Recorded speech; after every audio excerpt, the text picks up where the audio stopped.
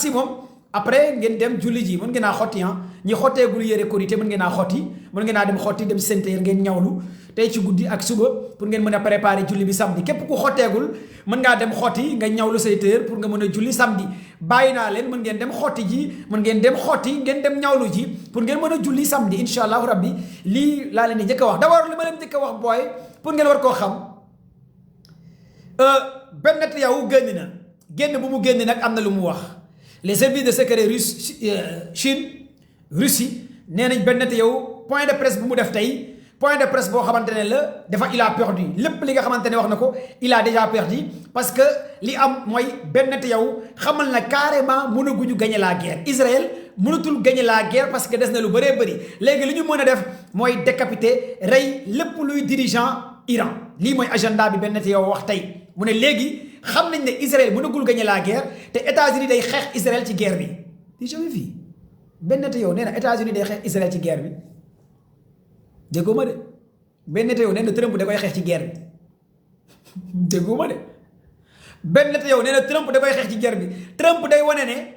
moom moo gagné alors que moom moo gagné maanaam ñoom ñaar ñu ngi xëccoo victoire Ben Netanyahu nee na Trump gagnéwul moom moo gagné bu ñu demee ba gagné Iran moom moo gagné mais du Trump moo gagné Trump day xeex Israël ci guerre bi première déclaration Ben Netanyahu premier ministre Israël lii la wax fan la defee déclaration point d'interrogation ci benn bunker la gars yi nekkoon dajale 5 à 7 journalistes ci benn bunker bi nag kenn xamul fan la nekk les services de renseignement russe ak Chine ak li nga xamante ni Iran xamuñ ndax Ben Netanyahu ci bunker bu mu doon defee bunker souterrain fu mu doon defee point de presse bi ndax Israël la kenn xamut ndax Allemagne la kenn xamut waaye daal tey génn na wax livenda def benn point de presse ne guerre bi jeexagut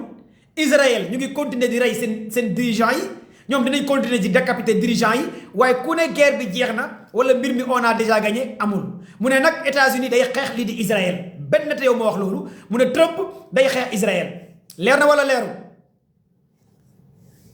partagez leen mu gaaw s'il vous plaît tapatee partagé lii moo am tey mooy image yi woon ndax dëgg la wala du dëgg jàppale ne daal tey Ben Netanyahu génn na carrément wax fi mu waxee nag kenn xamul fan la journaliste yi ko wër kenn xamul fan la ban bunker la nekkoon kenn xamu ko leneen li ma leen di wax lu am solo ngeen war koo comprendre mooy lii di Pentagone est-ce que vous êtes là avec moi la famille l'heure est grave lii di Pentagone ñoo géré armée États-Unis dañ doon def réunion démb ak tey def rapport pour ñu dem fi nga xamante ne mooy détroit d'Ormuz mooy États-Unis dañoo war a décanter la situation de détroit d'Ormuz mais Pentagone dafa laaj 200 milliards de dollars la ñu demandé kii di Donald Trump waa Pentagone armée américain bi dafa laaj 200 milliards de dollars Washington Post New York Times Infinited News ñoom ñëpp génne nañ post yi ne Pentagone dafa laaj 200 milliards de dollars à Trump pour gars yi mën a décanter la situation ci détroit d'Ormuz loolu nag yéeme na jaaxal na gars yi lu bëree bëri Pentagone demandé na xaalis pour ñu utiliser seen force commando yi pour gars yi dem fi nga xamante ne cette semaine fi nga xamante ne mooy détroit d'Ormuz pour mën a décanter la situation permettre tous les navires européens navires américains mën a naviguer fi nga xamante ne mooy détroit d'Ormuz ma expliquer leen foofu lan moo ci nekk ak lan moo ci am Pentagone laaj na 200 milliards de dollars gars yi vous êtes là avec moi léegi dañuy continuer live bi léegi li ngeen war a comprendre fii États-Unis Pentagone dafa demander 200 milliards de dollars la armée américaine demandé 200 milliards de dollars pour dem fi nga xamante ne mooy détroit d'Ormuz li mooy première information bi ma leen di jox tapulee li ngeen partagé Trump nee na dina valider loolu pour soldats américains yi dem fi nga xamante ne mooy Bamba merci Bamba Saliou merci encore pour les cadeaux bye merci Trump nee na dina ko valider pour armée américain dem décanter la situation 200 milliards de dollars gars yi lii la gars yi demandé merci Bamba léegi li ngeen war a comprendre mooy tey le 20 jours guerre bi 20 jours guerre dama leen di defal bilan ci 20 jours guerre bi bilan laa leen di defal merci Bamba 20 jours guerre bi 20 jours guerre yi tey bi li ci xew ak li ci am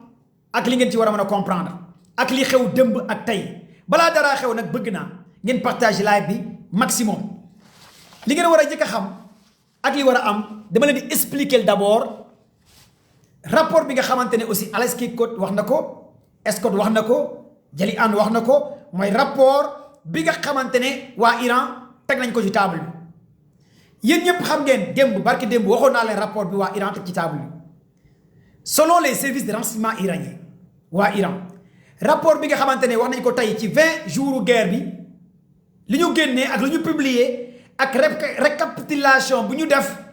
moom laa leen bëgg a liiral moom laa leen bëgg a wax ngeen comprendre lan la waa Iran wax ci dégâts ci yàq ci lu ñu am ak ci lépp li nga xamante ne def nañ ko ci Moyen-Orient ci 20 jours guerre bi moom laa leen bëgg a liiral expliquer leen ko en wolof ngeen xayma ngeen xam lan moo xew bu nekkee yéen a ngi fi nag yéen ñëpp partagé leen live maximum ci commentaire yi ngeen wax oui chef. d'abord waa Iran nee nañ lu ñu xayma ci lu dee ci soldat américain ci Moyen-Orient ci 5e flotte américain bi ci ambassade yi ci base yi ci lépp àgg na plus de 650 soldats américains États-Unis da koy nëbb lii mooy premier élément ci wàllu perte de vies humaines li Iran wax ci lu dee ci wàllu soldat américain waa Iran ñoo ko wax premier élément 650 soldats américains waa Iran nee nañ ci li ñu am ci ay chiffres ci li ñu am ci ay renseignements ci li ñu am ci ay informations ci li ñu am ci ay données ci li ñu am ci li nga xamante ne xayma nañ ko ci li ñu faat ci ay soldats américains àgg na 650 soldats merci pour les cadeaux ci wàllu commandement généraux colonel homme d'affaires lieutenant waa Iran nee nañ li ñu rey fu jëm ci immeuble yu nekk ca Dubaï ca Qatar àgg na plus de 80 diplomates américains 80 personnes ñoo xamante ne ay généraux lañ ñoo xamante ne ay colonel lañ ñoo xamante ne ay homme d'affaires lañ lii mooy rapport bi nga xamante ne Iran teg na ko te jeexagul ci lii mu commencé am ay lim ci li mu éliminer ay tête ci wàllu mbiru États-Unis je répète 20 jours guerre rapport bi lii la waa Iran teggum ci table bi dinaa ñëw nag ci États-Unis lu mu wax ak Israël lu mu wax mais waa Iran selon les gardiens de la révolution lu ñu xayma lu ñu teg mooy États-Unis ñàkk gum na 650 soldats te américains yi dañu koy nëbb plus de 3000 blessés ci wàllu soldats américains yi plus de 80 diplomates yoo xam ne ay colonels lañ ay généraux ay hommes d'affaires lii la waa Iran wax ci li ñu rey ci li ñu éliminer ci côté américain yi lii nag mooy perte de vie humaine vous êtes là avec moi est-ce que vous êtes là avec moi ma continuer rapport bi rapport tey le 20 jours bu ñu commencé guerre bi léegi l'heure est grave est-ce que vous êtes là avec moi si vous êtes là avec moi bindal ma ci commentaire yi oui chef oui chef oui chef tey tërëy laa maye li tax ma maye tërëy bi nag xam ngeen tey lañ doon def levée du corps mooy soldaaru sénégalais yi génn àdduna tey ca Kaolack ci hôpital El Hadji Ibrahima Niass bu Kaolack dama ko sol pour rendre hommage armée sénégalais daam ñetti soldaaru sénégalais ñàkk seen bakkan ca Casamance tey lañ doon def levée du corps bi ci hôpital El Hadji Ibrahima Niass bu Kaolack maa ngi rendre hommage tous les soldats sénégalais di rendre hommage jabaru soldats yi di rendre hommage doomu soldats yi di rendre hommage armée sénégalais moo tax tey ma sol tenue bii nii suñu soldats yi ñàkk seen bakkan ca Casamance moo tax ma sol tenue bi yéen ñépp bindal leen ma ci commentaire bi yal na yàlla xare ajana suñu jàmbaar yi yal na yàlla xare ajana suñu jàmbaar yi wala rest in peace suñu jàmbaaru réew mi lii la rapport bi wax d'abord léegi li ngeen war a comprendre fii waa Iran continue di wax ñu ne ci li nga xamante ne yàq nañ ko ci côté États-Unis ak Israël jël leen bu ñu jëlee ci Bahreïn waa Iran nee nañ centre de communication bi États-Unis amoon ca Bahreïn Iran yàq na ko 5e flotte bi nga xamante ne amoon na fa amoon plus de 6000 soldats yu fa nekkoon des marines des destroyers seen lanceur d'alerte seen communication bi waa Iran nee na yàq na ko te loolu bokk na ci 5e flotte bi États-Unis gënoon yaakaar ca Bahreïn rapport bi nee na lii la rapport bi génnee ci lu waa Iran yàq ci Bahreïn rapport bi ñëwaat encore bu waa Iran teg ñu ne bu ñu quitté ca Bahreïn ñu ñëw ca Irak li ñuy yàq ca Irak taal nañ ambassade États-Unis bu nekk ca Irak consulat bi laal nañ ko ñi fa nekkoon départementaux yi les éléments de renseignement américains yi fa nekk bombardé nañ leen bombardé nañ zone Erbil ca Irak fu élément États-Unis nekkoon seen centre de d'écoute seen CENTCOM bi nekk Irak CENTCOM États-Unis rapport Iran bi lii la wax les gardiens de la révolution rapport bi continuer 20 jours de guerre tey mooy 20 jours guerre ñu ne ca Bagdad ca Erbil fa lañ reyee soldats français yi ca Irak green zone mooy ambassade États-Unis bu gën a am doole ci Moyen-Orient nekk ca Irak waa Iran nee nañ jot nañ bombardé ambassade bi liñ fa yàq li nga xamante ne États-Unis ñàkk na ko ci 5 jours yi àgg na 11 milliards de dollars américains 11 milliards de dollars américains 11 milliards de dollars américains. Ces 11 milliards de dollars américains ont été confirmés par Alistair Crooks. Alistair Crooks, c'est un agent spécialiste des questions internationales. Moom confirmé na carrément rapport bi nga xamante ne waa Iran def nañ ko par rapport li États-Unis ñàkk ci alal ci 5 jours à 7 jours. bu ngeen jëlee ku mel ni David Pamo spécialiste des questions internationales moom aussi bu ñu ko laajee il a bel et bien confirmé que ne rapport bi nga xamante ne Iran joxe na ko États-Unis ñàkk na ci 5 jours yi 11 milliards de dollars américains. Est-ce que vous êtes là avec moi? Si vous êtes là avec moi gars yi partagez leen live bi ba léegi nii on signale le live maa ngi ñëw pareeguma continuer partagez live maximum ñu continuer rapport bi ñëw quitté Irak pare nañ ci Irak ñu ngi ñëw ci Émirats arabes quand on parle des Émirats arabes ñu wone lan la rapport bi wax 20 jours de guerre Iran parvenir na à lancer plus de 400 missiles balistiques Iran lancé na plus de 900 drones lancé na ñaari missiles Shinjil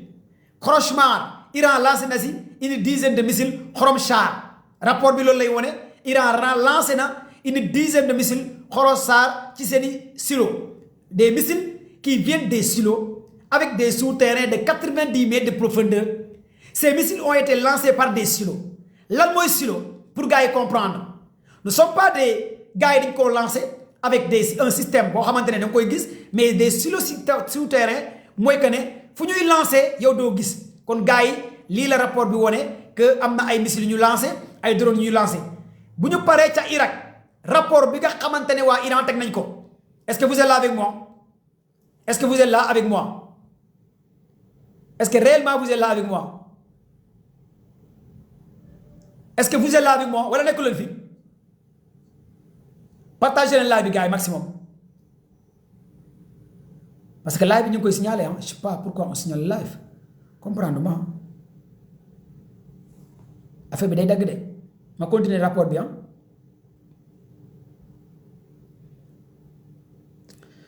ñu continuer léegi da ngeen tapoter ngeen partager ñu continuer vite fait na gaaw xam ngeen les missiles yi nga xamante ne Iran da koy lancé sont des missiles yoo xamante ne ay silos la ñuy utiliser quand vous allez sur l'internet sur Google da ngeen di comprendre ce sont des silos souterrains maanaam des silos souterrains la gars yi def ci espace terrestre li nga xamante ne mooy Iran utiliser wuñ ay véhicules utiliser wuñ ay sites de lancement ces silos là mënoo xam fan la missile yi nekk par rapport fi nga xamante ne mooy Iran loolu nag yàgg naa di leen wax les Iraniens sont des ingénieurs les Iraniens sont des experts. Les Iraniens sont des techniciens les Iraniens dañoo comprendre lan mooy domaine de guerre parce que bu nekkoon dañoo utiliser ay comment dire ay camions pour lancer ces missiles les Américains ak Israël dañuy bombarder ces camions bu nekkoon dañoo utiliser des sites de lancement autant pour moi américains yi ak gars yi dañuy xam site de lancement yi fan la kon donc pour sécuriser ces sites de lancement dañuy utiliser ay silos pour gars yi ngeen comprendre loolu la ñuy wooyee des silos de lancement ces silos de lancement ça provient ay secteurs ak ay zones à l'intérieur de Iran alors que Iran boo xoolee a une superficie de 1 622 000 km² mooy Iran a une population de 93 millions d'habitants Iran mooy taille pour superficie Iran mooy da ngay jël taayu France taayu anglais yi taayu Espagne taayu les Britanniques nga boole ko loolu mooy Iran a une population de 93 millions de personnes a une superficie de 1 620 presque kilomètres carrés Iran réew bu rëy la léegi nag ce sont ces silos de lancement la gars yi utilisé moo tax à travers ces silos de lancement ça va être très compliqué par rapport ak les avions américains ou bien les missiles américains pour mën a déstabiliser les sites de lancement de ces soldats iraniens loolu c'est très important pour ngeen comprendre loolu léegi ñu continuer rapport bi nga xamante ne Iran teg na ko ngeen xam ko gars yi encore on signale le live partagé ne live bi mooy bombardement yi nga xamante ne jot nañ koo def ci Moyen-Orient bi ci loolu ñu ne base militaire bi gën a am doole nekk Uldaay nekk ca Qatar rapport bi wane na Iran lépp la yàq muy benn bu ñu jëlee Émirats arabes base États-Unis bi Iran da koo yàq bu ñu jëlee les dépôts pétroliers américains rapport bi wane na ne li fa Iran yàq ci États-Unis ëpp na plus de 10 milliards de dollars américains maanaam boo jëlee 10 milliards de dollars américains une semaine de guerre nga jëlaat 11 milliards yi nga xamante ne Iran wane na ko te Alan Crew confirmé ko kon ça tourne autour de 21 milliards de dollars li États-Unis commencé ñàkk en presque 10 jours de guerre dans 10 jours de guerre rapport bi wane ne américains yi ñàkk nañ valeur plus de 21 milliards de dollars américains kon donc États-Unis ñàkk na lu bëree bëri li nga xamante ne mooy guerre bi léegi nag bu ñu jógee ci loolu dañuy ñëw ci li nga xamante ne aussi Iran wax na ko par rapport ci système bi nga xamante ne yàq nañ ko ci côté États-Unis lan système la Iran wane ci rapport bi lu ñu yàq 20 jours de guerre 20 jours de guerre yi nag tey damay def récapitulation jox leen ko wax leen ko pour ngeen xam ngeen xayma parce que 20 jours de guerre la foog ñu def résumé conclusion balaa may ñëw ci information yi ma leen indil tey nag am na xibaar yu ma leen indil mais ñëwaguma ci xibaar yi pour l'instant rapport bi laay wax damaa bëgg ngeen comprendre ñëwaguma ci xibaar tey mais rapport bi moom laa leen di wax bëgg naa yéen ñëpp ngeen partager maximum la live mu gaaw léegi nag bu ñu jëlee ci wàllu technologie États-Unis lan ak lan la Iran yàq bu ñu jëlee 5e flotte américain bi nekk ca Bahreïn rapport bi wane na ne lépp luy système de communication bi flotte bi amoon luy système de défense anti-aérienne bi flotte bi amoon luy missile anti-aérien bu flotte bi amoon loolu yëpp rapport bi da ko kii waa Iran dañ koo yàq Iran da koo yàq ci 5e flotte américain bu ñu ñëwee ci Moyen-Orient mooy radar FP 132 bu États-Unis amoon ci Moyen-Orient boo xam ne day couvrir ay distance de 5000 kilomètres di gis ay signal radar à une distance de 5000 kilomètres rapport bi wane na ne Iran yàqal na ko États-Unis à une valeur de 1 milliard lay jar calculer 1 milliard de dollars américains nga boolewaat ko ci 21 milliards de dollars américains bi Iran wane waaye ça tourne autour de 22 milliards la États-Unis commencé ñàkk pendant 10 jours de guerre ci guerre bi alors tey la guerre bi def 20 jours kon États-Unis mu ngi ñàkk ci alal waxuma nag dépôt pétrolier waxuma seen avion F-35 yu ñàkk rapport bi wane na ne États-Unis ñàkk na plus de 10 avions F-35 centaines de drones avions ravitailleurs ñàkk nañ ci 8 avions KC ravitailleurs Abraham Lincoln laal nañ ko li nga xamante ne Gérard Ford panne na mooy porte avion bi tudd Gérard Ford wane na ne Iran bombardé na ko ba porte avion bi instant yi mënatul def dara kon loolu ñaata yoon la États-Unis war cee mën a perte xaalis rapport bi wane na ne jamono jii porte avion États-Unis bu tudd Gérard Ford yóbbu nañ ko ca Grèce pour dépanner ko lii la rapport bi wane Abraham Lincoln quitté na Détroit d'Ormuz kon wane na ne porte avion américain bi seey na Gérard Ford seey na kon rapport bi day wane ñaata dégâts la États-Unis ñàkk seen ñaari porte avion yi nga xamante ne instant yi dañoo nekk en panne gars yi ñoo leen bombardé ay missiles ak ay drone rapport bi nga xamante ne tey gardien de la révolution yi wax nañ ko ci 20 jours de guerre bi 20 jours de guerre bi vous êtes là avec moi gars si vous êtes là avec moi partagez leen live bi joxe cadeau cœur yi fleurs yi wala ma arrêté live bien on signale le live je vous lis le rapport bi gardien de la révolution yi wax ñëwaguma ci information bi ngeen naan ma suba la ñuy julli wala ginnaaw suba la ñuy julli partagez leen live bi vendredi samedi du am kii merci Khady jox leen cadeau cœur yi voilà nii la da ngeen di tapoter partager tapoter leen live bi ñu àgg tapoter leen comme ça joxe leen cœur yi fleurs yi très bien voilà jox leen gros cadeau yi cœur yi bu ñu jëlee merci pour les fleurs bu ñu jëlee ci Moyen-Orient bi rapport bi wane na ne tey li nga xamante ne yàq nañ fa ci base militaire américain yi seen centrale yi seen site de communication bi seen siège Microsoft bi seen li nga xamante ne mooy waa CIA ñoo fa nekkoon mooy siège CIA bi nekkoon dans les Émirats arabes yàq nañ ko seen siège CENTCOM bi yàq nañ ko seen base militaire yi yàq nañ ko te loolu luñ ci xayma ay milliards de dollars ëpp na lool te wane na ne yàqal nañ lépp li nga xamante ne États-Unis da doon am centre de communication. Au-delà de tout ça dañuy dugg Israël lan la rapport bi wone ci lu waa Iran yàq biir Israël nag moo gën a doy waar. Israël moo gën a doy waar ci lu ñu yore 20 jours de guerre d'après les renseignements russes les renseignements chinois li ñu yàq biir Israël li ñu xayma yàq ko ngeen déglu ma wax leen étape par étape mot à mot détail par détail ngeen comprendre lan ak lan la waa Iran yàq 20 jours de guerre biir Israël. Vous êtes là avec moi est-ce que yéen a ngi déglu tijji leen seen nopp yi ngeen déglu maa ngi Israël pare naa Émirats arabes pare naa Irak pare naa Qatar pare naa Abu Dhabi pare naa Bahreïn pare naa maa ngi biir Israël dama leen di wax rapport bi lan la gars yi yàq biir Israël. Vous êtes là avec moi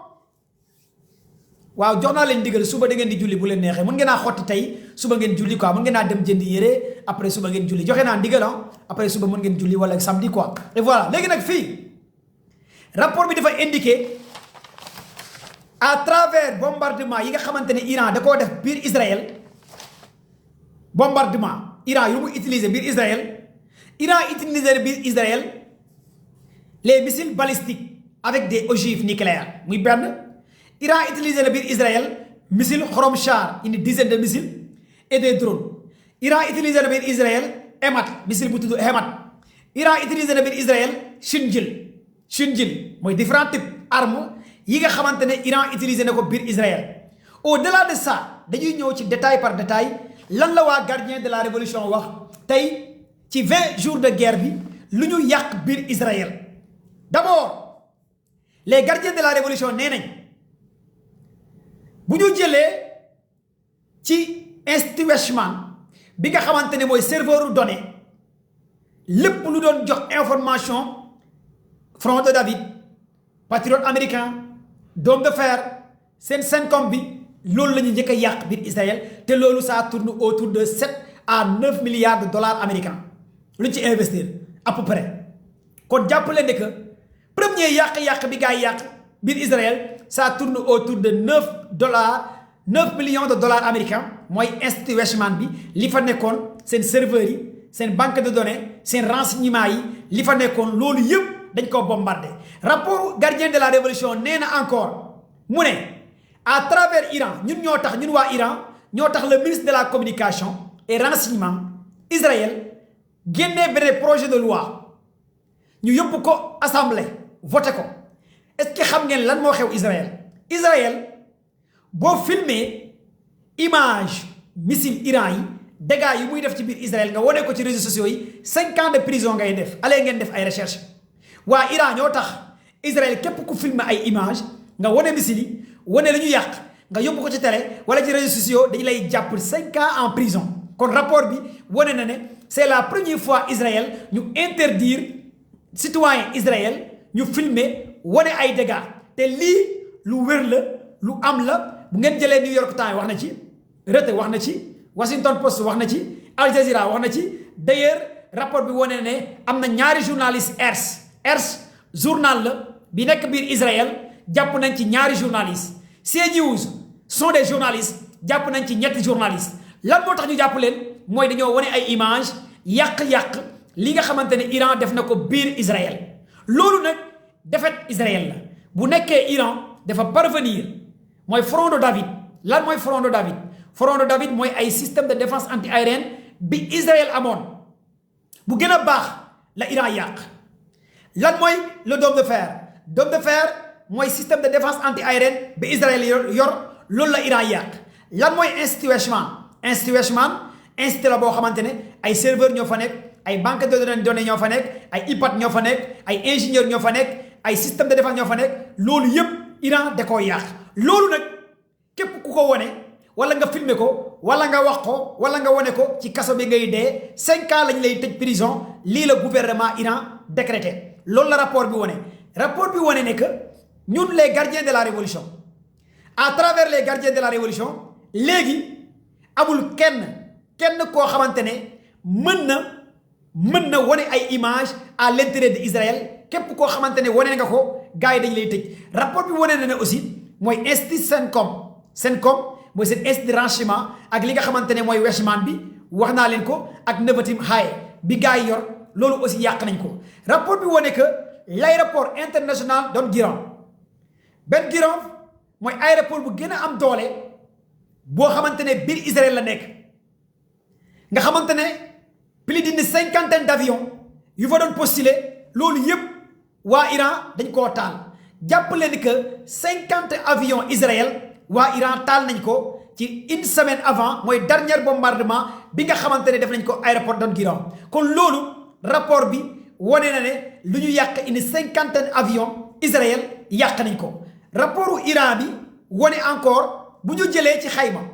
primature bu benn te yow nekkoon dañ koo éliminer plus de 9 à 8 commandants rey nañ leen te Israël dafa refuser wax ñan commandant la ñu rey. Les services secrets chinois, russes, Pakistan ont confirmé qu'il y a eu des commandants ci armée Israël qui ont été décapités, qui ont été tués. Mais alors que Britanniques yi Américains yi Israël dañoo refusé wax kan ak kan moo dee bokkut ak waa Iran. Iran bu nekkee am na kenn ku dee ñoom dañuy génn taxaw ne diw moo dee diw moo dee diw moo dee loolu c'est confirmé et c'est avéré. léegi nag fii ñoom dañoo ne Ben Gurion mooy ki nga xamante ne moo nekkoon ak Ben Netanyahu dafa blessé ñii ne dee nañ 8 commandants yi dee nañ le frère de Ben Netanyahu dee na te moom ak Ben Netanyahu ñoo nekkaloon kon rapport bi wane na ne primature service de renseignement Israël boobu aussi Iran yàq na ko ci 20 jours de guerre. bu ñu jëlee ci Haïfa mooy pooru Haïfa site nucléaire Haïfa dépôt pétrole Haïfa yàq nañ ko. bu ñu jëlee ci Tel Aviv mooy capitalu Israël ci centre de ville bi ci seen com bi ak benn quartier résidence bu ñu wooyee Trump comme Donald Trump mooy quartier des milliardaires Israël am na benn quartier bu tudd Trump à l'intérieur de Israël seen zone de résidence bi loolu yëpp Iran da koo massacré da koo yàq mooy Donald Trump président des États-Unis dafa am benn quartier bu tudd Israël Trump dama bëgg ngeen déglu ma bu baax ngeen comprendre Donald Trump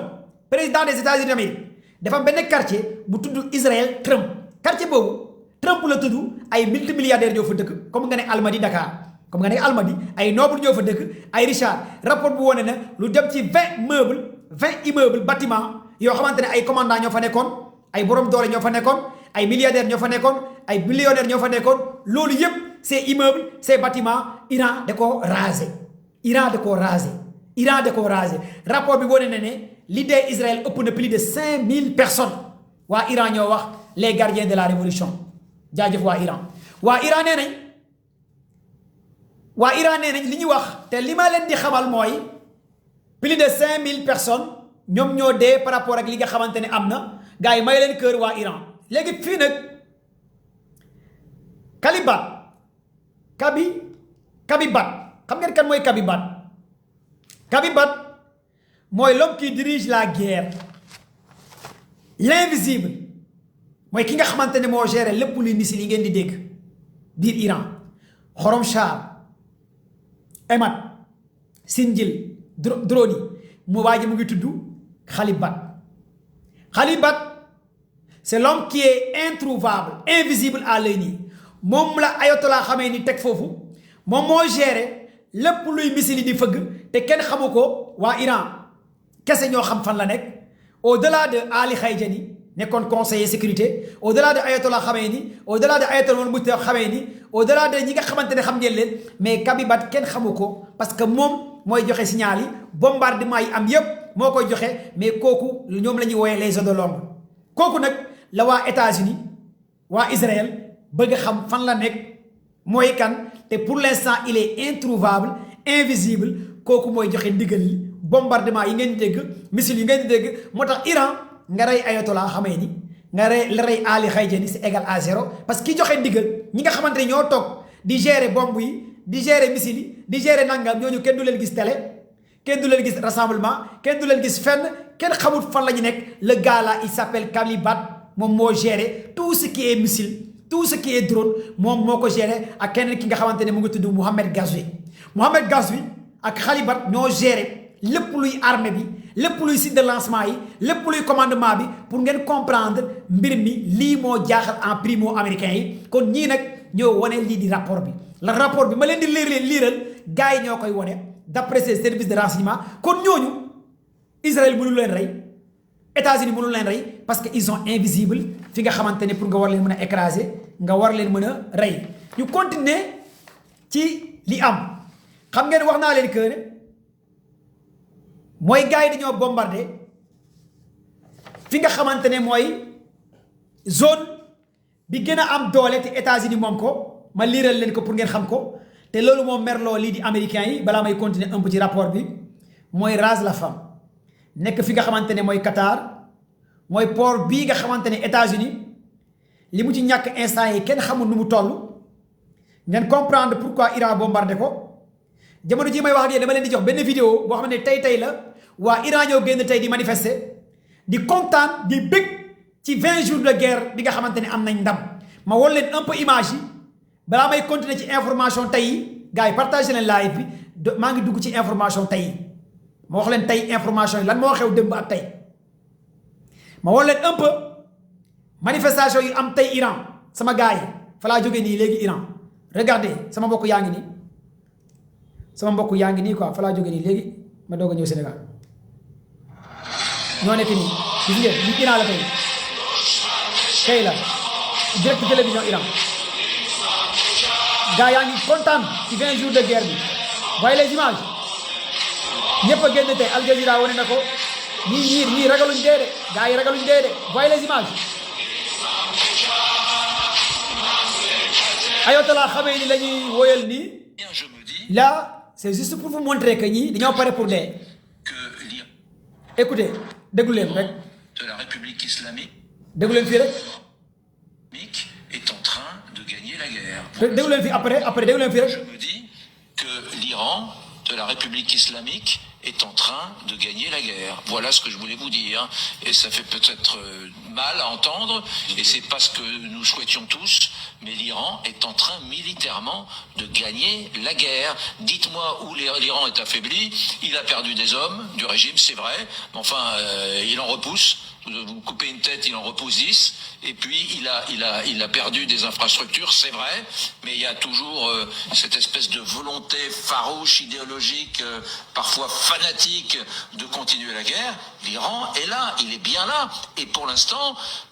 ceux qui se lassent, c'est les Occidentaux. Ceux qui disent je tiens, mais qui tient vraiment, c'est l'Iran. Parce que Trump dit je tiens, mais la réalité, c'est que son opinion publique est là, les midterms. Donc voilà, finalement, l'Iran est en train de la gagner, Didier Djadi, cette guerre. Là, ce sont les Européens. Même les Européens confirment que l'Iran est en train de gagner la guerre. Gars, partagez le live maximum. Européens, ils ont confirmé, les médias européens, ils ont Donald Trump, ils ont dit carrément, l'Iran est en train de gagner la guerre. L'Iran est en train de gagner la guerre. Ça, les médias européens, ils ont dit Trump. Tous ces éléments, ces rapports, l'Iran est en train de gagner la guerre. Attends, je vais expliquer aussi l'Iran qui n'a pas pour comprendre un peu. Je vais vous dire que ma jox leen information bi mooy bombardement yi nga xamante ne aussi am na d'abord dañuy ñëw ci bombardement gars yi partagez leen live bi s'il vous plaît on signale le live. Iran a bombardé le port de Ras Laffam bu nekk Qatar. xam nga lu tax ma indi port Ras Laffam bi nekk Qatar bokk na ci port bi gën a am doole ci àdduna bi te 25% gaz ci àdduna bi foofu lay bàyyeekoo foofu ci États-Unis ci Moyen-Orient port boobu moo géré lépp luy gaz GNL port boobu la États-Unis yaakaar port boobu la Émirats arabes yaakaar port boobu la Qatar yaakaar port boobu la réewu arab yi yaakaar port boobu la États-Unis yaakaar GNL Iran dafa bombardé port bi mu ngi nekk ca Qatar tudd Ras Laffam lan moo tax Iran bombardé port bi dinaa leen expliquer un peu pour ngeen comprendre. te États-Unis waxoon na Iran mun ko bombardé États-Unis dafa bombardé woon île bi tudd Arc mooy l'île iranien bi nga xamante ni mu ngi tudd Arc île boobu économique pétrole Iran bi fara nekkoon américains yi bombardé ko mais bi américains yi bombardé am na lu ñu fa yàq am na lu ñu fa yàqul après iraniens yi dañoo envoyé message américains yi ak les pays du Golfe ñu ne leen lépp li nga xamante ne mooy seen intérêt ak intérêt américain yi à partir d'aujourd'hui dañu koy yàq kon les pays du Golfe les pays qui sont dans le Moyen-Orient désormais gaz essence pétrole gasoil lépp Iran da leen koy xañ ci la Iran ne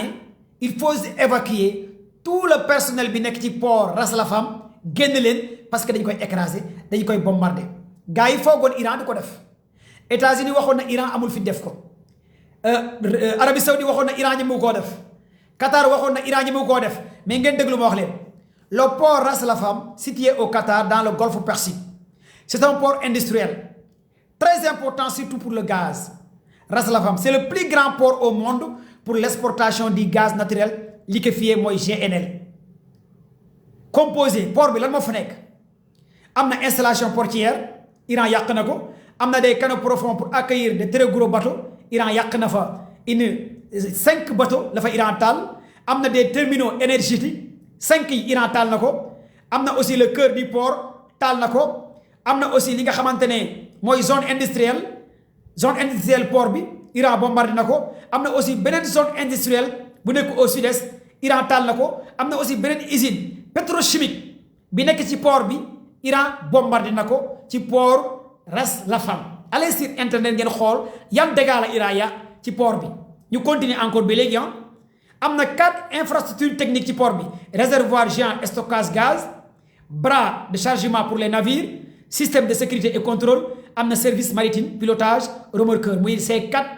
infrastructures techniques benn bi mu ngi tudd réservoir géant stockage benn bi bras de chargement pour les navires benn bi système de sécurité et contrôle benn bi service maritime loolu yëpp dafa nekk en panne Iran da koo taal tous ces 4 branchements Iran taal na ko ci port bi démb ak tey mooy port bi États-Unis yaakaaroon port bi nekk Qatar gars yi yaakaaroon mu ngi tudd Ras Laffam allez sur l'internet ngeen xool lan mooy port bi gars yi on signale encore le live li may lire nii dafa am solo xam nga tax mu am solo à partir d'aujourd'hui États-Unis day commencer am problème de gaz à partir d'aujourd'hui réewu arabe yi dinañ am problème de gaz à partir d'aujourd'hui le monde arabe dinañ commencer am problème de gaz parce que lu ñu yaakaaroon ci gaz ci port bi 25% ci économie mondiale Iran dafa taal port bi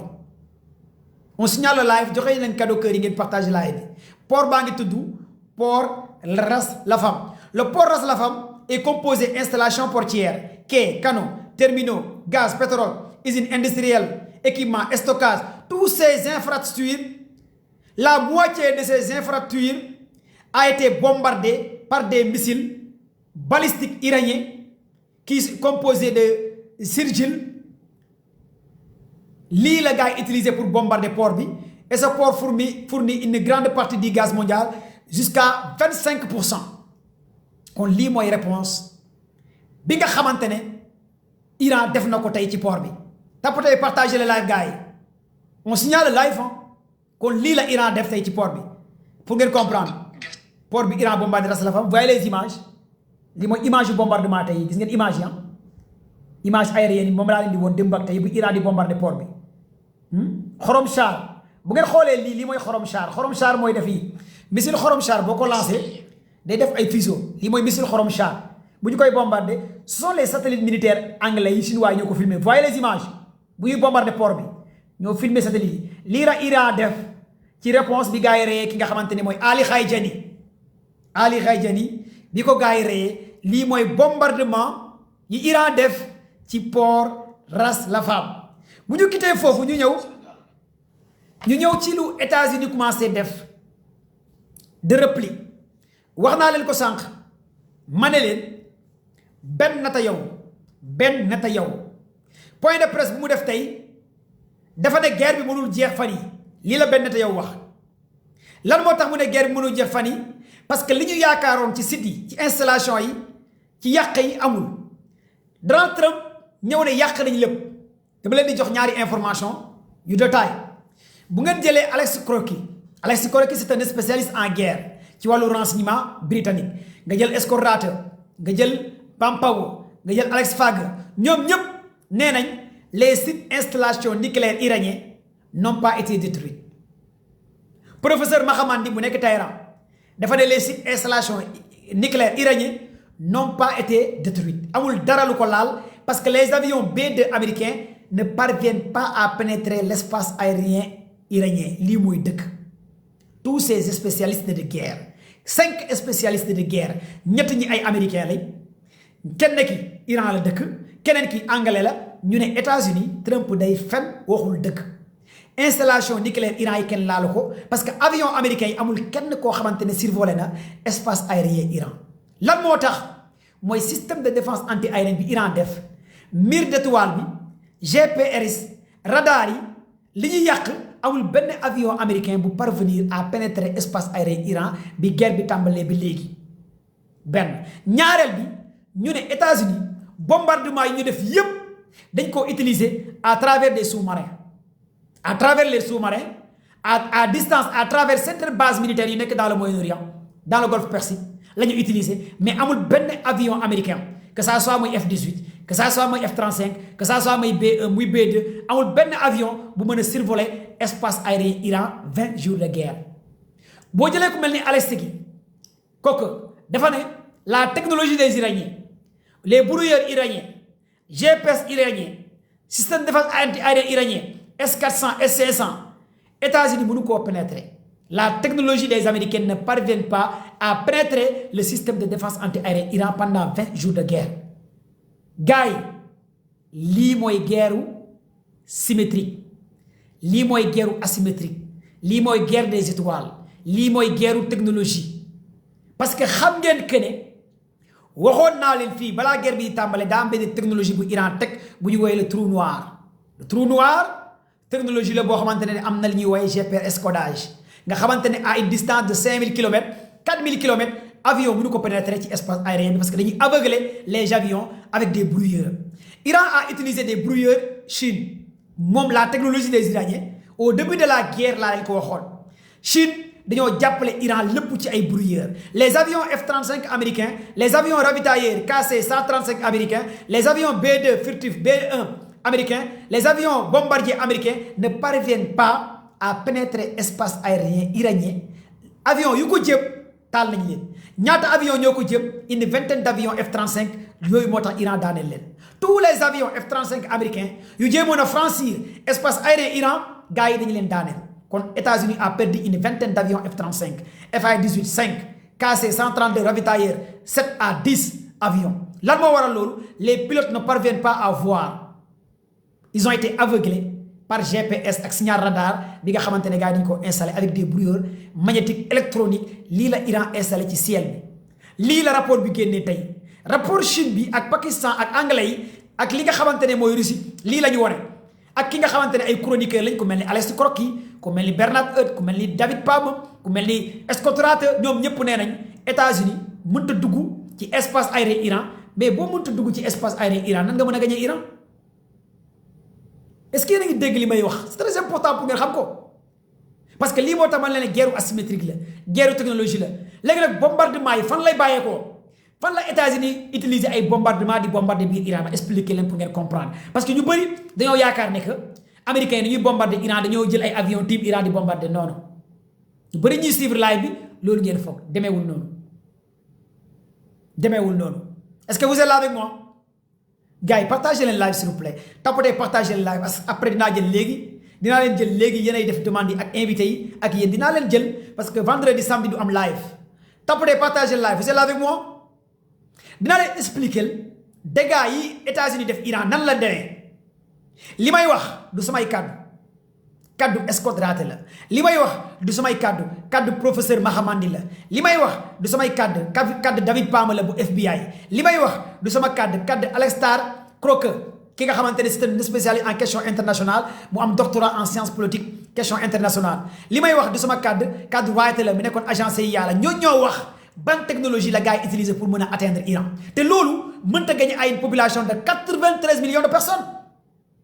Iran a 25 000 sous-marins 25 000 sous-marins yu ndaw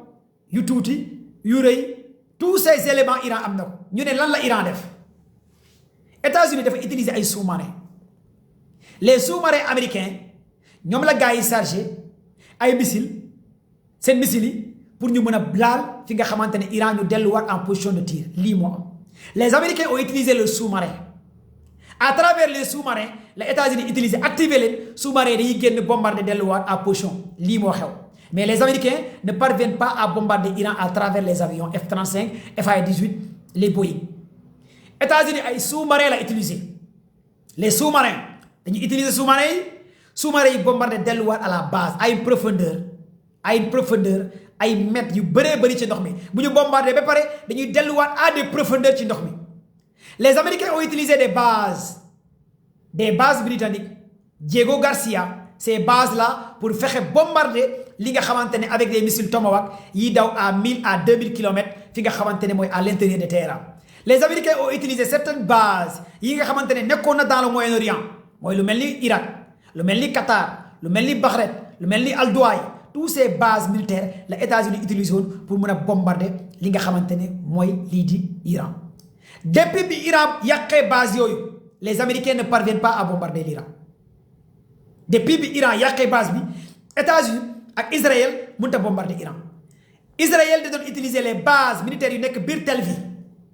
à une distance de courte pour ñu dóor parce que Israël ak Iran dafa jege loolu moo tax Iran yàq ñaari base militaire yi nekkoon biir Israël plus de 57 avions yàqal nañ ko ki nga xamante ne mooy Ben Netanyahu bi guerre bi tàmbalee bi léegi loolu la rapport bi wane Israël a perdu plus de 57 avions Iran yàq na ko loolu moo tax ñu teg benn loi Israël loi bi yéen ñëpp gis ngeen ko allez sur l'internet ngeen xool loi bi mooy ku filmer 5 ans ngay def prison Israël boo filmer missile Iran yi dégâts yi ñuy def 5 ans ngay tëdd kaso Israël boo wanee dégâts yi 5 ans ngay tëdd en prison Israël boo waxee information 5 ans ngay tëdd prison kon Israël amul joxe xibaar lii mooy loi bu bees bi fa Ben Netanyahu teg parce que ñu ngi leen di toroxal ñu ngi leen di rey ñu ngi leen di massacrer ñu ngi leen di bombarder kon lii moo nekk li am mooy on approche à la fin de Israël jeexite Israël moom mooy waaj a taxaw kon nag loolu foofu laay defee transition ma jël sama gars yi nekk ci live bi avant ma jël sama gars yi nekk ci live bi ma wax leen lan moo tax ma defoon benn vidéo ne leen lan mooy Maroc ak ban rapport la Maroc am ak Israël parce que damaa gis ñu bëri ci wax ci coupe bi ci CAN bi affaire u Maroc affaire football bi ma def benn analyse géofoot politique laa ko tuddee pourquoi CAF est-ce que yéen a ngi dégg fii li may wax dama bëgg ngeen enregistré ko li may wax fii dafa am solo ci wàllu coupe bi ci wàllu Maroc ak Israël bu nekkee yéen a ngi may déglu balaa may jël invité yi ma wax leen fii un peu ngeen comprendre géofoot politique laa ko tuddee géo comme géopolitique foot comme football politique ma ñetti moo laa boole géofoot politique indi CAF vous êtes là avec moi est-ce que vous m'écoutez ma wax leen fii lan moo tax CAF ne Maroc léegi moo gagné ak lan mooy Maroc ak lan mooy Israël si vous m'entendez je démarre li ma leen di wax keneen du leen ko wax d'abord kan mooy Maroc ndax danga naan Maroc réewu jullit la man dama naan la déedéet réewu jullit la mais pas à 100% 50% ay sionistes lañ 50% duñu ay sionistes mais ñi gën a am doole Maroc ak li téye Maroc ak accords yi Maroc signé ak Israël moo gën a am doole ci àdduna bi Maroc mooy Israël en Afrique loolu foog ngeen xam ko d'abord ngeen dugal ko seen bopp yi Maroc mooy Israël en Afrique Maroc amul benn bordure océan Atlantique Sénégal am na bordure ak océan Atlantique pour ngeen comprendre fii li nga xamante ne Maroc taxawal na ko ak Maroc li mu téye mooy Maroc li mu soxla dëggantaan mooy ngeen war koo comprendre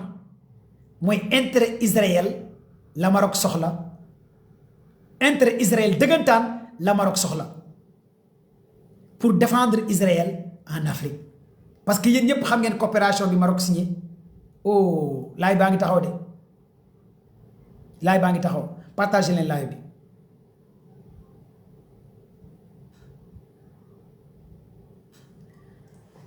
gars yi taputee partagé leen live li may wax dafa am solo après dama leen di jël ci phase bi laa leen di jël xam ngeen bi guerre bi tàmbalee le 28 février Maroc am na ay manifestations yu fa amoon les manifestations dañu doon manifester pour jàppale Iran ñu gën a bëri ci ñoom dañu leen jàpp dugal leen kaso tous ces manifestants pro Iran ñu ngi ci kaso bi jamono ji may wax ak yéen ñu ne kenn du fa manifester di jàppale lii di Iran parce que Maroc ak Israël dañoo am ay dénominateur commun yi nga xamante ne ay intérêt ay coopération yu ñuy relier ñoom ñaar muy benn léegi nag comme que Maroc googu Israël la teewal en Afrique mooy Israël en Afrique yéen Sénégal bi guerre bi tàmbalee ñu ne xalif général des Mourides dafa demandé ñu ñaanal li nga xamante ne mooy Iran xalif général des Mourides les services de renseignement marocains ñu ngi biir Sénégal les services de renseignement Israël Mossad Ali Barthel ñu ngi fi biir Sénégal loolu de leen naa naqari le fait que ku tedd ki Mbàkke xalif général des Mourides demandé gars yi tapotee partager live on signale le live li may wax dafa am solo pour lan moo tax li may wax dama bëgg analyser expliquer leen lan moo tax CAF ne delloo leen coupe bi Maroc yéen da ngeen a jàpp football la te mbir mi c'est loin d'être football génnee leen seen xel ci football dama bëgg ngeen génn ci domaine football lii nekkul football non damay wax ba sonn ndeysaan du ngeen comprendre sax fi may waxee dama leen di expliquer pour ngeen xam lan moo tax ma ne géofoot politique lii du football leneen la am na leneen ak leneen lu nekkaat maanaam Israël moo daanu Israël dafa daanu dafa màbb yéeféeri ñoo daanu te ñoom nee nañ bu ñu naree daanu képp kuy jullit ku leen nar a jàppale dañuy fexe daaneel la bépp réewu jullit nag boo xamante ne yaa ngi jàppale Iran dinañ la màbbal wala dinañ provoquer pour nga màbb kon plan bi lii la pour ngeen comprendre fan la gars yi jëm léegi nag Maroc moo teewal Israël en Afrique doomu roi bi buuru Maroc bi famille ak famille benn nat yow ñooy sëy allez faire des investigations buuru Maroc bi doomam bu jigéen ak famille benn nat yow premier ministre Israël ñoom ñooy sëy ay famille lañ ñoom seen biir sont des sionistes muy benn d'abord pour ngeen xam Maroc royaume la du réewu démocratie Maroc royaume la ay buur la ay démocratie amul Maroc genre dictature monarchie moo fa am pour ngeen xam lan moo xew est-ce que vous êtes là avec moi léegi nag comme que guerre bi tàmbali na Sénégal a pris une position très ferme si tu es sénégalais il faut être fier de toi gars yi képp kuy sénégalais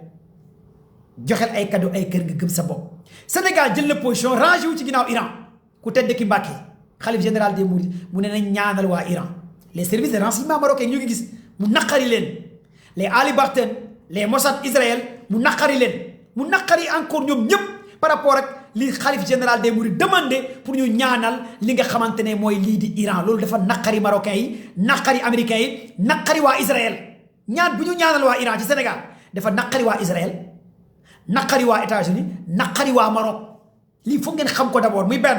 ñaareel bi les plus grands lobbies LGBTQ góor jigéen ñi lesbiennes yi borom ñaari tur yi ñoom ñoo sponsorisé football bi ngeen di gis yépp ay góor la football bi góor jigéen ñi ñoo koy dooleel ñiy joué PMI ñoo koy dooleel ñiy def lu bon ñoo koy dooleel faramason yi ñoo koy dooleel lobby yi ñooy dooleel football loolu moo tax ñu wax leen football dafa xaraam parce que alalu football xaalis bu bon la xaalis bu xaraam la carte la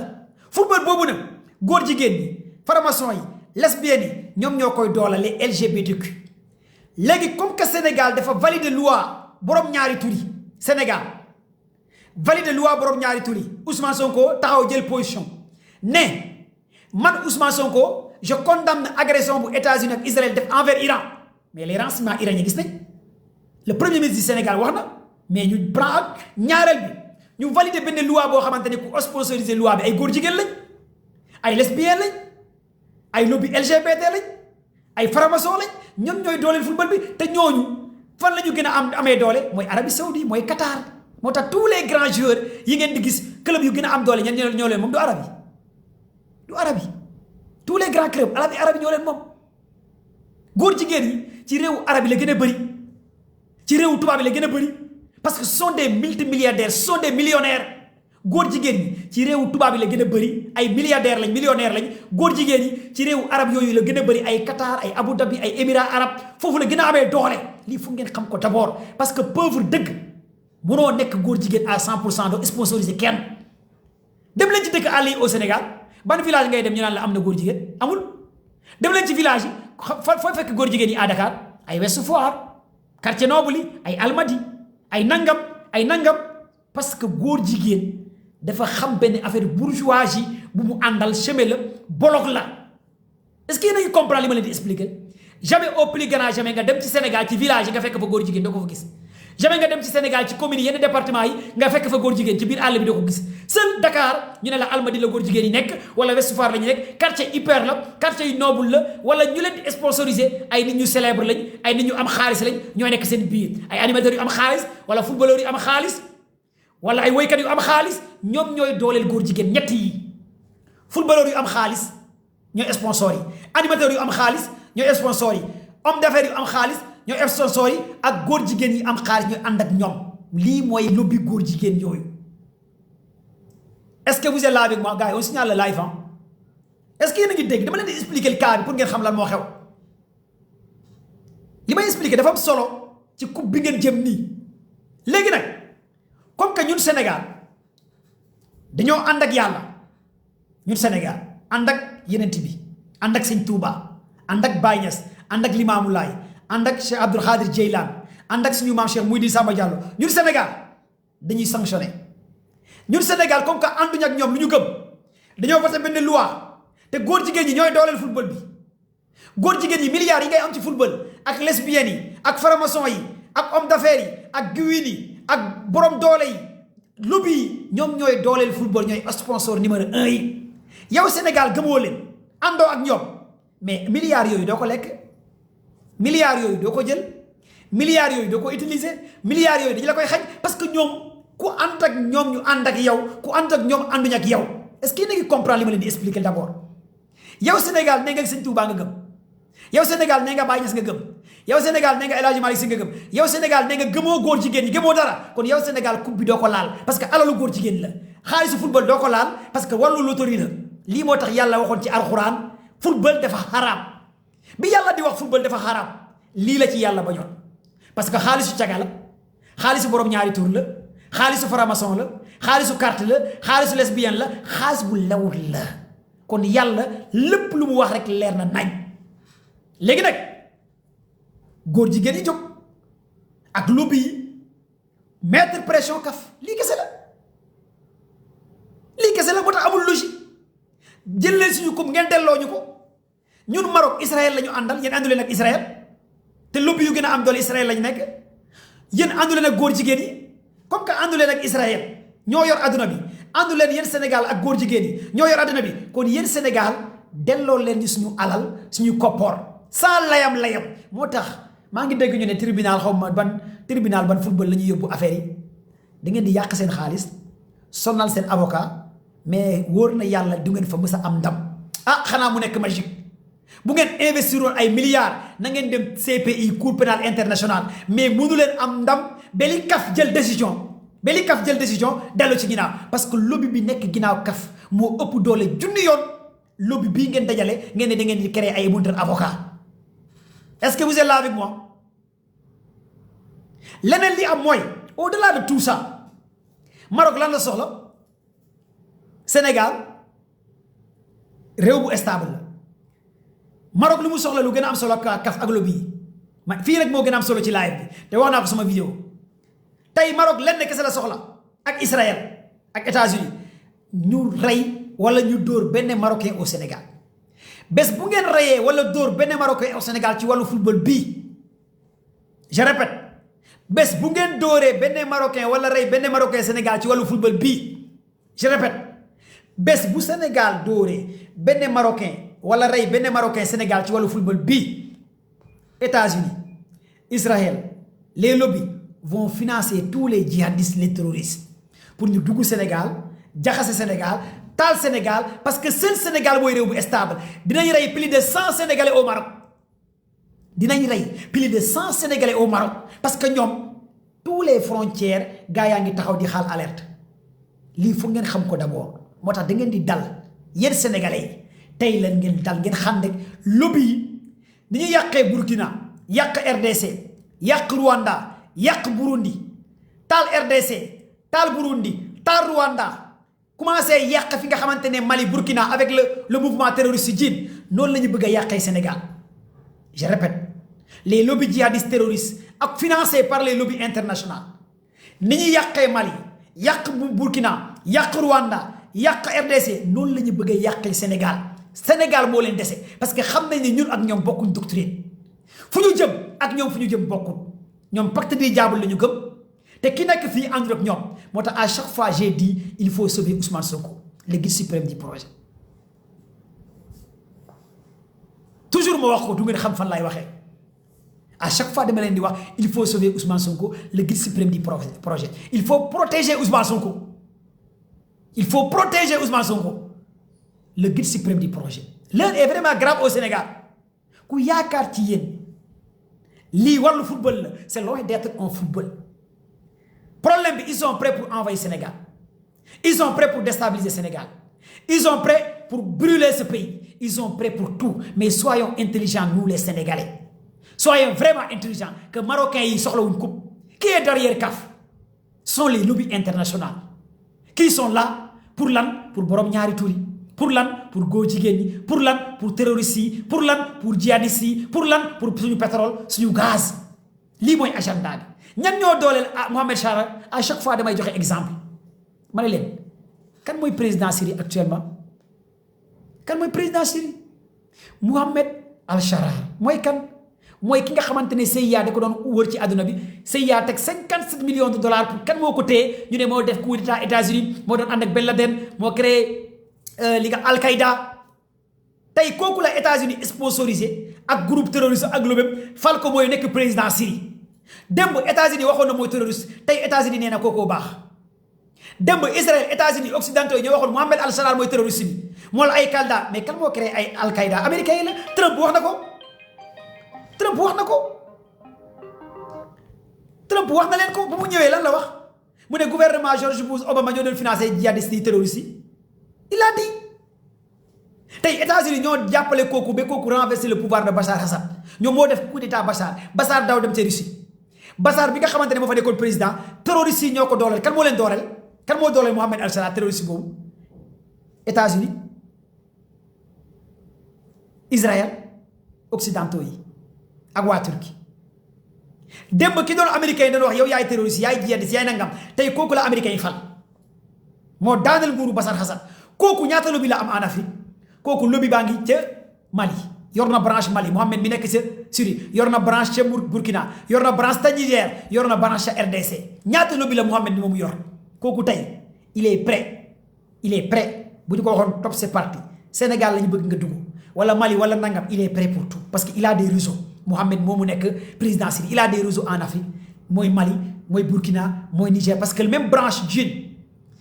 djihad bi ngeen di dégg ñuy toroxal waa Mali waa Burkina même réseau ak Mohamed Al-Chara la même réseau ak les soldats ukrainiens mais même réseau ak occidentaux yi la mais question bi ngeen war a teg ci table ngeen posé ko ci balance bi mooy la mooy djihadistes yi nekk ca Mali yor ay moto yu bees ay pick-up 4x4 di yor ay mallette CFA ku leen di financé CFA boobu fan lañ ko jëlee malade yooyu ñuy tijji mu nekk CFA nekk ay milliards djihadistes yi nekk fii ci Mali yor ay motards yu mag yu baax yor ay fetel yi ku leen koy jox motards yi ku leen koy jox pick-up yi ku leen koy jox CFA boobu ñuy war xaalis boobu original xaalis kan moo leen koy jox question laa leen posé moto yooyu ku leen koy jox pick-up yooyu ñu yor ku leen koy jox CFA boobu ñu yor ay malade nekk ay milliardaires djihadistes yooyu kan moo leen koy jox mais attends te ñu ngi fii nii Mali fii suñu frontière nekk Mali yor ay moto ay ngandi maamu moto yu mag yor ay fetel yor ay arme yor ay pick-up 4x4 yu bees tax L200 mais kan moo leen di financé te ñooñu ak Mohamed Al-Chara bu nekk Syrie ñoo yem même branche la même alliance la même coordonnée la même affaire la kon tey bu Maroc tey bu ñëwee naan coupe bi la soxla moo tax ma tuddee ko géofoot politique moo tax j'ai fait mon analyse ma ne géofoot politique attention Sénégal ñetti yoon laa def alerte moytu leen Maroc soxlawul coupe bi li mu soxla mooy provocation de guerre moo tax ma ne les supporters sénégalais yu ñu tey ca Maroc du ñu ay supporters ay détenus prisonniers de guerre lañ lu garaaw laa leen di wax nag c'est comme si que ñoom dañoo préparer guerre bi ba pare toog xaar parce que ñoom xam nañ que ne lu ñu soxla mooy comment déstabiliser Sénégal comment renverser Sénégal lii mooy agenda Maroc te Maroc mooy Israël à chaque fois dama leen di wax Maroc mooy Israël comment déstabiliser le pouvoir comment déstabiliser les Sénégalais parce que xam nañ ne Sénégal dugal nañ fi waaso jàllul mënuñ xeexuñ laal nañ suñu diine xeexuñ boole nañ ci wàllu xeexuñ lu ne def nañ ko pour taal Sénégal mënut a jàll léegi nag comme que xam nañ Sénégal am na pétrole am na gaz te Trump teg na loxo pétrole bi nekk ci Venezuela Trump mu ngi waaye teg loxo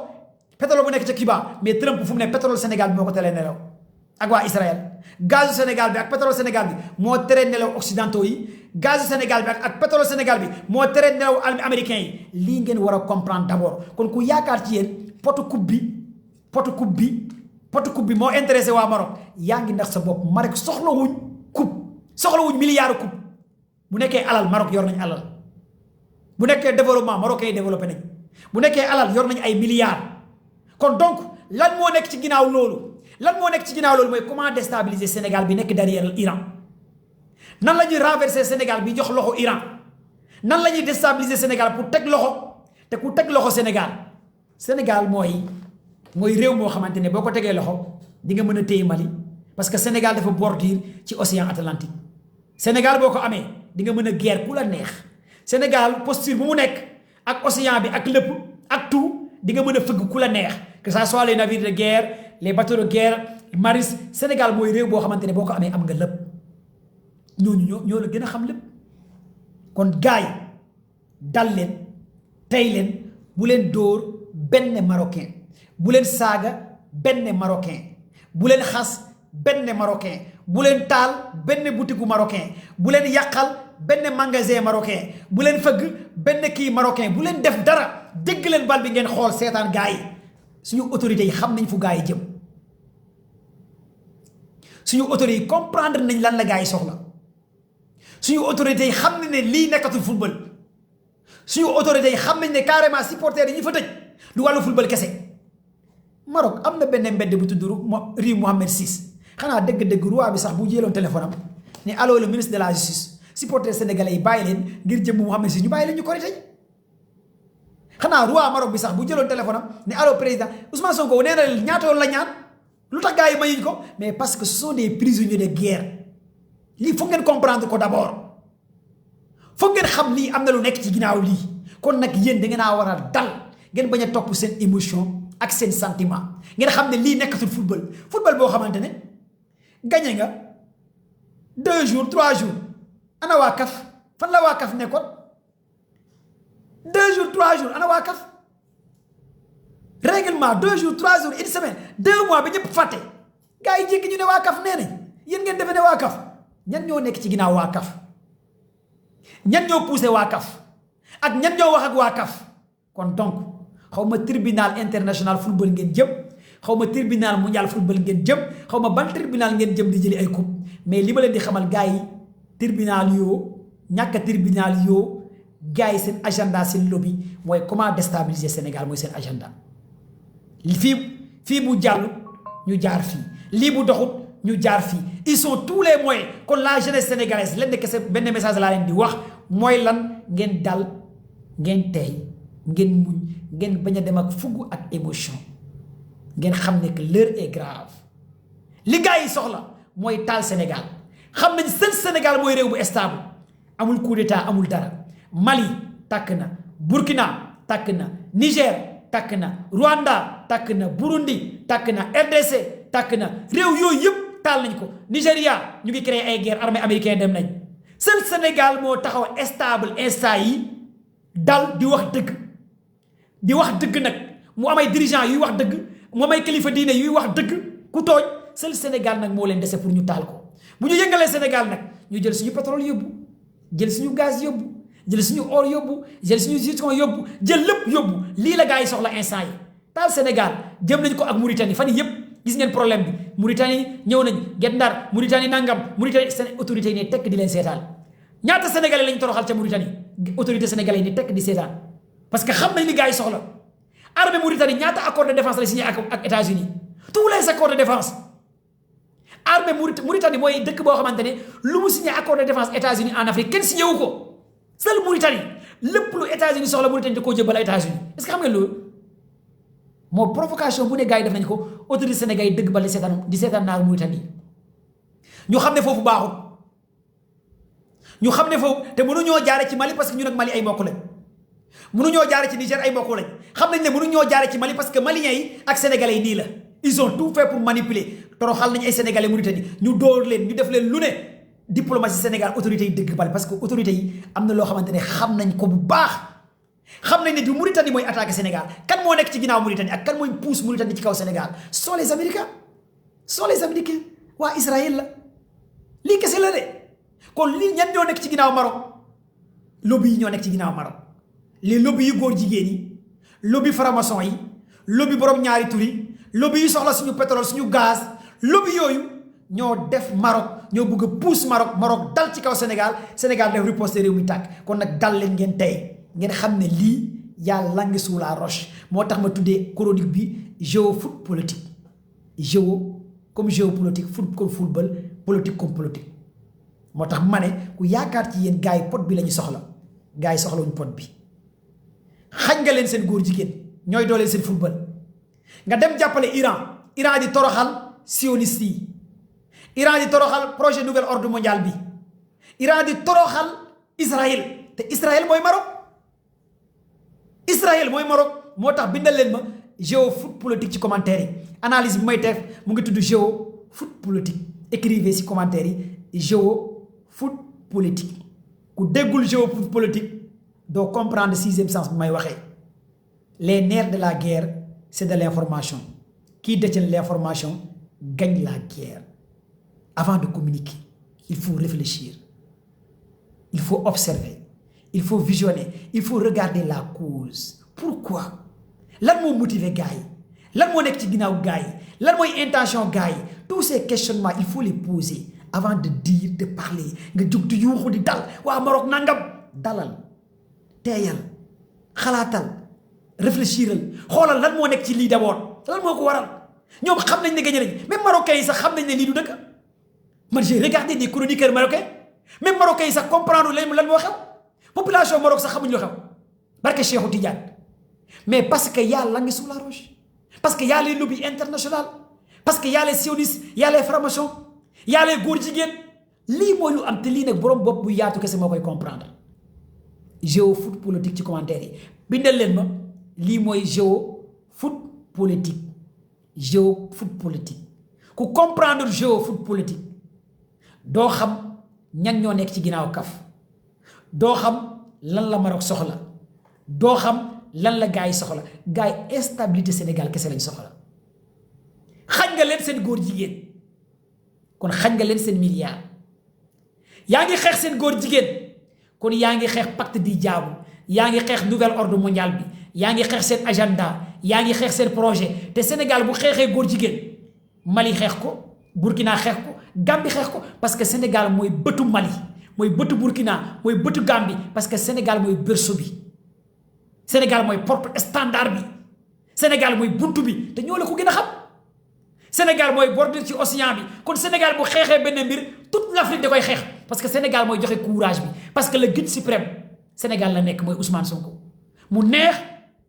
mu naqari ki influencé Afrique mooy Ousmane Sonko moo influencé Afrique influencé Maliens yi influencé Mauritanie influencé Gambiens yi influencé région bi kon l'influenceur di guide suprême mu ngi Sénégal mu ngi tudd Ousmane Sonko l'enfant chéri de la ville de Ziguinchor mais il faut que ñu xeex Sénégal loolu moo tax ma ne protégeons Ousmane Sonko nañ aar Ousmane Sonko nañ protéger Ousmane Sonko nañ protéger Ousmane Sonko nañ protéger suñu frontières yi nañ protéger Sénégal géofoot politique def leen demande yi ma jël leen géofoot politique. abonné leen tey aimé di partager di participer di envoyer ay cœur.